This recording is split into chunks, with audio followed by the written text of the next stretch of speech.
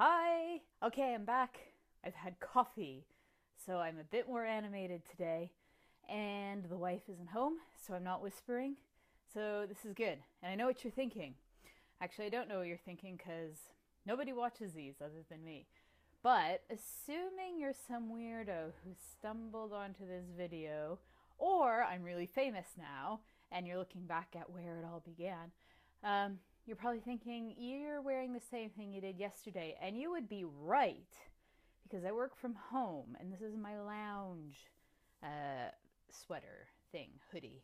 And I only just noticed that now.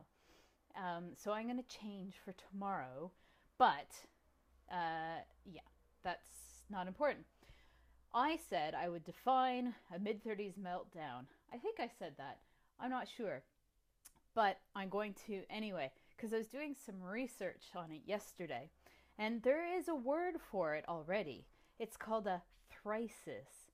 But you know what? Thrisis sounds awful. It's like your 30s crisis, which is not the same as a quarter life crisis, and it's definitely not a midlife crisis.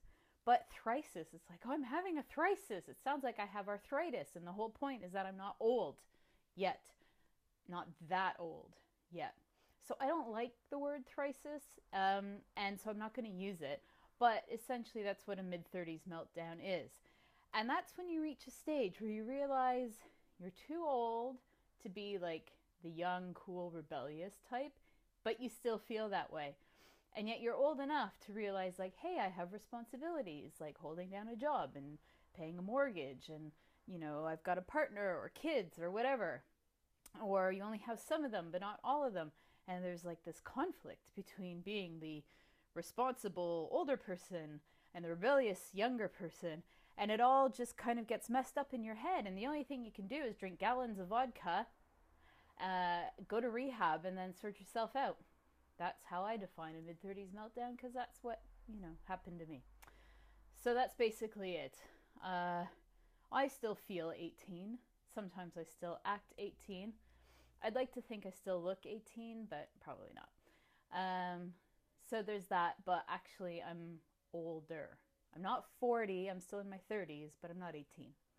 Um, and so there's a mental conflict, which I'm working on with lots of therapy and not drinking ever again. Honestly, that was just messy. It was not good. It was a very bad situation. I'll talk about that another time. But that's essentially a mid-30s meltdown. It's when youth and age collide in your mental space, and there's this epic battle, and it just doesn't end well for one reason or another. How you deal with it is, probably half of the reason you do or don't end up having a mid-30s meltdown. I didn't deal with excuse me, I didn't deal with it the right way. Because in my head, I was like, I'm young enough to just like party and not worry about it. But that got like super out of control because I'm old enough to make enough money that, I could keep buying myself a lot of drinks. And it was okay. So that's, as I said, another story.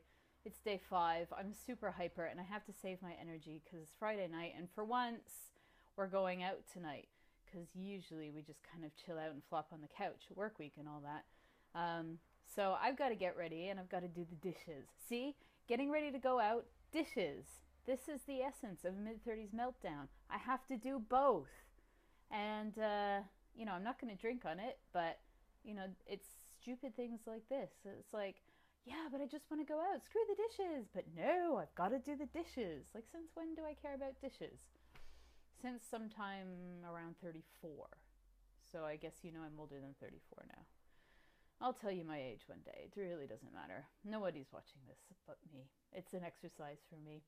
Anyway, so that's it. That's day 5. It's done. I'm going to upload it now, and then I've got to get ready. So I will see you tomorrow. Bye.